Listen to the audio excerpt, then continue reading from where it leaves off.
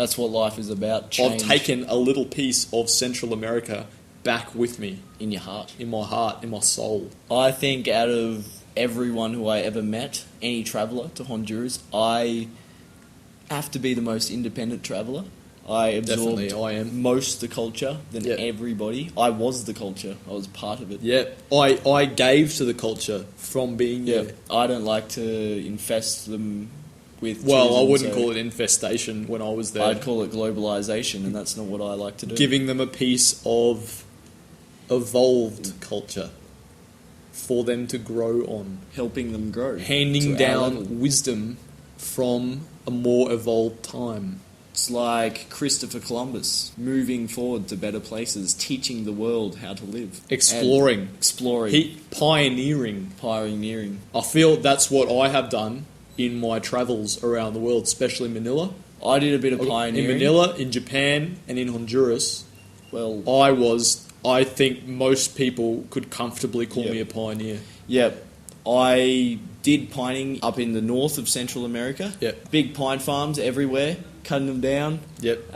Just transporting the trees, just working hard. Just keeping my body keeping yourself strong. fit. Yep, getting fit. Yep. Pine export, not very good. You know, they get ripped off. That's why Venezuela, they want to move the Elba, get a bit of communism. Same with bananas in Honduras. America, got a problem with selling the bananas in Honduras. Yep. Just like Australia after the cyclone.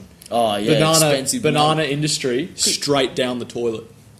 $1 for one banana, about. That's what I was paying. Can't really remember. I can. That's what I was paying, $1. In Honduras, get this, 10 cents. I saw every breakfast. Always eating banana, baleada. Easy. 10 cents. Bananas. I would never pay more than 10 cents for a breakfast anywhere in Central America. I would never pay more than 10 cents for the whole day of food. Same.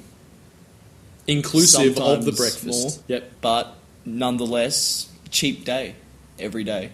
Always cooking myself. You don't need money to live in Honduras. You don't need a house. I live on the street. I didn't. People say, plenty of people why are you on the living street in Honduras. Jeff? Yep. Why are you living on the street? Why? And I say, first of all, call me Jeffrey. Senor Maurice, I would tell them. Oh, yeah, Senor. but your name's a bit or even French. Maurice. Yeah, but Jeffrey, a little bit more Spanish, isn't it? And I speak Spanish, so I know what you mean. I live on the street because I want to be like the people here. Yep. Well, not all the people. Well, you don't 10% want of the to. population. You don't want to be filthy, but at the same time, absorb the culture. Exactly. Again, absorbing the culture. Don't need the money. Not a problem. I did an experiment when I was living in El Centro. That's how you say it in a Spanish accent. I sat down next to a beggar, and I begged with him. I got the money as well. We both got exactly the same amount. I divided it evenly between us. Then I went and saw if I could live a whole day just on what I got from begging. Easy. Yep. That guy, still on the street, still grubby, still asking for money, and I'm out having the time of my life, eating 10-cent breakfasts, frijoles, begging is and all tortillas. About preparation and presentation. Yeah. When I was begging, because I was begging too, but longer. Yeah. I was probably making about, can't remember, but I was living in a big house, partying, going to the clubs, go back on the street at night, sleep on the street, beg some more. That's what I always It's do. the only way to do it. Yep. Those beggars... Who needs a fancy hotel? Not me. Who needs one? I don't need anything. Neither do I. I need life. That's it. Yep. That's all you need, mate. Sufficient. In Spanish, suficiente. Oh, suficiente. Yeah. Yeah. Oh, but that's if you write an accent on it. C'est la vie.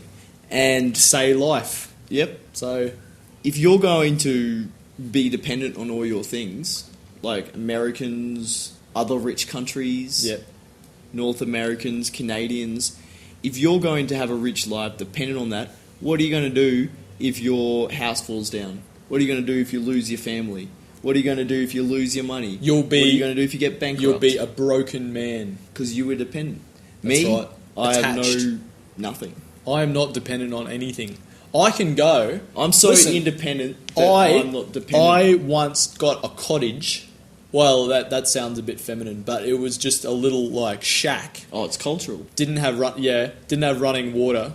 I was living there for a week. on my own, no help. Yeah, I did the same thing, but in the colder parts in north of Canada, in a cottage by the snow. Oh, 2 like weeks. as in Yukon or British Columbia? British Columbia. Yeah, I went there. Yep. 2 weeks. Did in a you see cottage. Did you see Banff? Didn't need to. Oh, I don't did. like seeing the big, the touristy parts. Yeah, well, I didn't see any tourists there because I went at the coldest time of year. Oh, when no one else can. Yeah. Yep. I am culture.